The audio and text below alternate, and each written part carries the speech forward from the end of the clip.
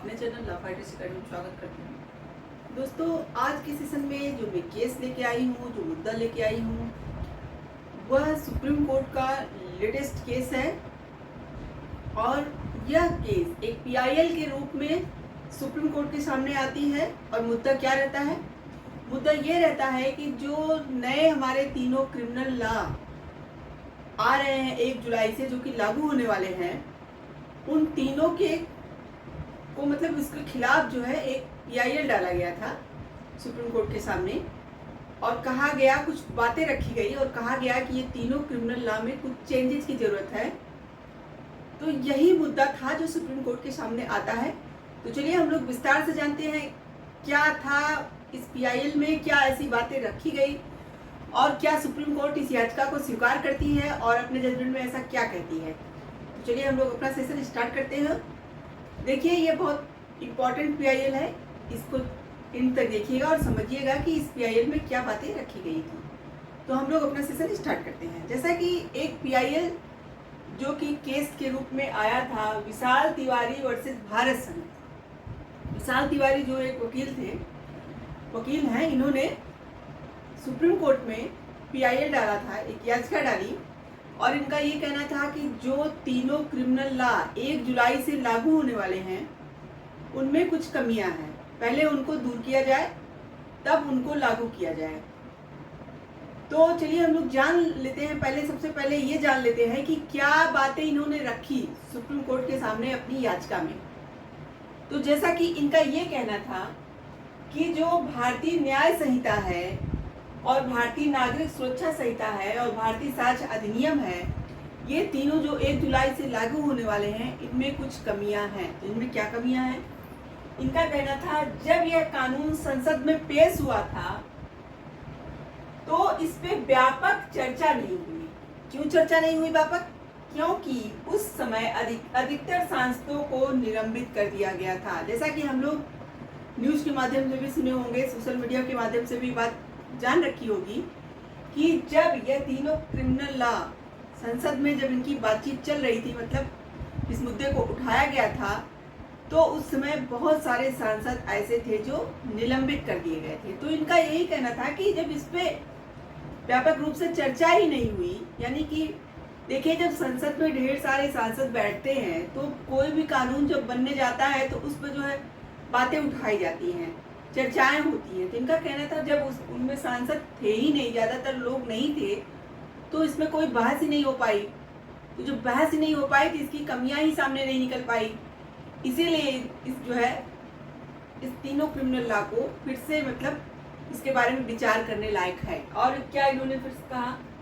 इन्होंने कहा कि सुप्रीम कोर्ट के रिटायर्ड जज की अध्यक्षता में एक कमेटी गठित किया जाए और नए कानून के परीक्षण की मांग की गई।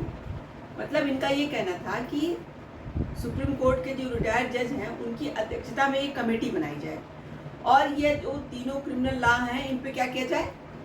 इन पे जो है परीक्षण किया जाए, इनका परीक्षण किया जाए कि क्या इनमें सही है और क्या इसमें गलत है। और उसके बाद इनका क्या कहना था? नए कानूनों को लागू करने से रोकने की मांग भी की गई। मतलब इनका कहना था जो 1 जुलाई से लागू होने वाला है, 1 जुलाई 2024 से हमारे ये तीनों कानून लागू हो जाएंगे, जो कि आईपीसी, सीआरपीसी और एविडेंस लॉ की जगह आ रहे हैं। तो इनका ये कहना था कि इसको 1 जुलाई से जो लागू होने जा रहा है, उस पर भी रोक लगा दी जाए, यानी कि इसका परीक्षण वगैरह फिर से किया जाए, जो कमियां हो सुधार के, तो नए सिरे से इसको लागू किया जाए।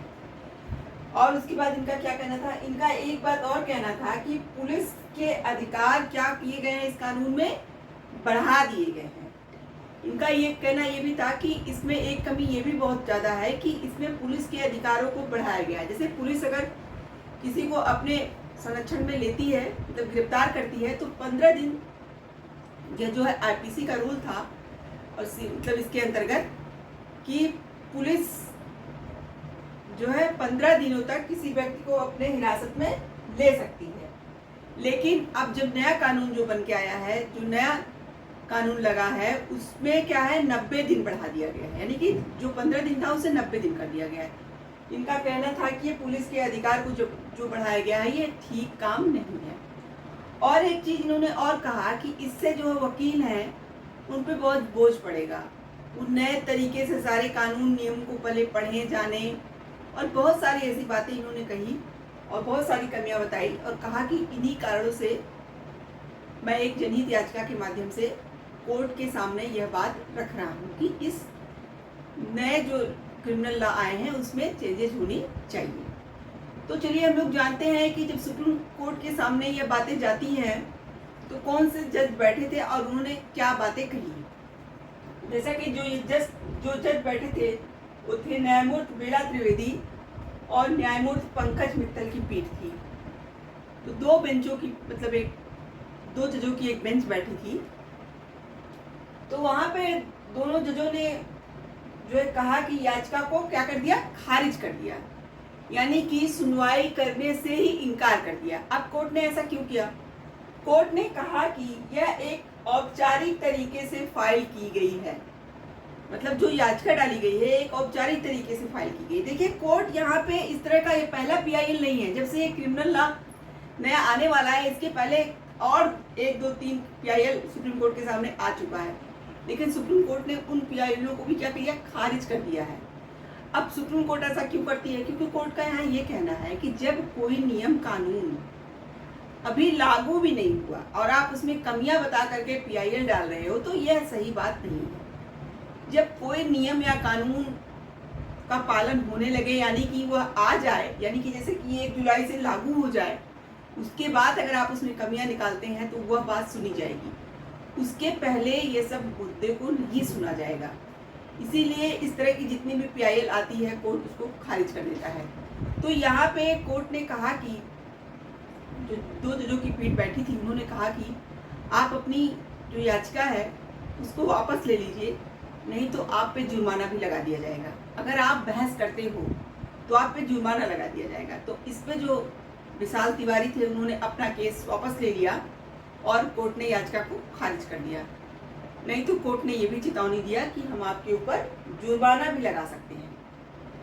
तो देखिए यहाँ पे जो है भले यह जो मुद्दा है, जो इन्होंने जो बातें रखी, इनका जो कहना हो, चाहे मतलब सही इन्होंने कहा हो, लेकिन देखिए कोर्ट के सामने तो यही बातें आती है ना कि कोई नियम कानून जब बना ही नहीं, अभी लागू ही नहीं हुआ, भले बन के तैयार है, इस पे जो है राष्ट्रपति का साइन भी हो गया। 25 दिसंबर को राष्ट्रपति ने भी इस पे मंजूरी दे दिया। अब 1 जुलाई से इसको लागू होना है। 1 जुलाई से जब ये लागू हो जाएगा, जब ये चलने लगेगा, तब इस तरह की कोई पीआईएल आएगी तो हो सकता है कि सुप्रीम कोर्ट बातों को सुने। लेकिन यहाँ पे जब अभी कानून लागू ही नहीं किया गया है, सिर्फ बन के तैयार है, सबकी मंजूरी मिल गई है, दोनों सदनों से पारित हो चुका है, राष्ट्रपति ने भी मंजूरी दे दिया है, लेकिन अभी 1 जुलाई से लागू होना है, अभी लागू नहीं हुआ है। तो जब लागू ही नहीं हुआ है तो आप इस नियम कानून को चैलेंज कैसे कर सकते हैं? तो यही था कोर्ट का कहना, इसीलिए जो है इस केस को खारिज कर दिया गया। अब देखिए अगर यह 1 जुलाई से लागू हो जाता है तो अगर फिर कोई पीआईएल डालता है तो फिर कोर्ट का क्या नजरिया रहता है, ये तो बात की बात है। लेकिन अभी तो 2-3 पीआईएल इस पे पड़ चुका है, तो सुप्रीम कोर्ट ने इसको खारिज ही किया है। तो ये था पूरा मुद्दा इस पीआईएल का, और तीनों जो क्रिमिनल लॉ आ रहे हैं उनका, जो कि हमारा आईपीसी, सीआरपीसी और रिडेंस लॉ की जगह लेने वाले हैं, जो कि 1 जुलाई से लागू होने वाले हैं। तो आशा करते हैं कि आज का सेशन आपको पसंद आया होगा। आप मेरे चैनल को लाइक कीजिए, सब्सक्राइब कीजिए, शेयर कीजिए और बेल आइकन को दबाइए, जिससे ऐसे ही नए जानकारी मैं आपको अवगत कराती हूँ। तो थैंक यू वेरी मच।